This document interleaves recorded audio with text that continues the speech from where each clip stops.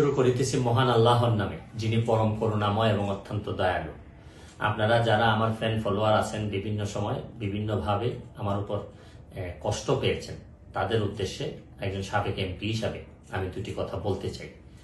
আমি আপনাদের এই সংস্কার, কোটা সংস্কার যে আন্দোলন, এই আন্দোলনে বা বৈষম্য বিরোধী ছাত্র আন্দোলন, এই আন্দোলনে কোটা সংস্কারের জন্য আমি সবসময় আপনাদের সাথে ছিলাম এবং এটাতে যারা আহত নিহত হয়েছেন তাদের পক্ষেও, এই বিচারের পক্ষেও আমি ছিলাম। কিন্তু আমার ব্যর্থতা হচ্ছে কি, আমি আপনাদেরকে বুঝাইতে পারি নাই। এটার জন্য আমি সম্পূর্ণ ব্যর্থ হয়েছি এবং আমি এই ব্যর্থ হওয়ার জন্য আমার যারা ফলোয়ার আছেন, যারা আমাকে নিয়ে প্রত্যাশা করেছেন, সবার কাছে আমি দুঃখ প্রকাশ করতেছি। আমি আপনাদেরকে আরেকটি কথা বলতে চাই। এখন যে কাঠামোগত সংস্কার আপনারা চাচ্ছেন, দেখেন এই সংস্কারের জন্য আমি বহু বছর আগে থেকেই কাজ করে যাচ্ছি। আপনারা দেখেন এই দুর্নীতির বিরুদ্ধে যুদ্ধ গত 15 বছরে আপনারা যে 2-3 জন মানুষ দুর্নীতির বিরুদ্ধে সোচ্চার ছিলেন, এর মধ্যে হয়তো আমাকে একজন আপনারা পাবেন। আপনারা জানেন যে আমি এস আলমের বিরুদ্ধে নিজে বাদী হয়ে মামলা করছি টাকা পাচারের জন্য।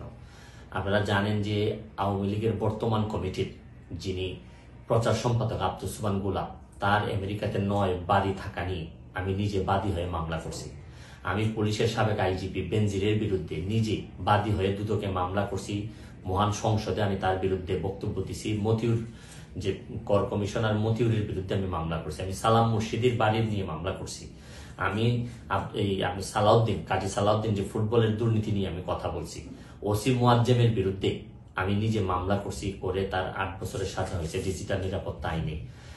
আপনারা জানেন যে জীবনে যত ঝুঁকি ছিল, আপনারা জানেন যে এই কোটা আন্দোলন শুরু হওয়ার 2 সপ্তাহ আগে আমি প্রেস কনফারেন্স করতে বলতে বাধ্য হয়েছি, আমি জিডি করছি যে আমার জীবনের উপর হুমকি আছে এইসব দুর্নীতির বিরুদ্ধে প্রতিবাদ করতে গিয়ে।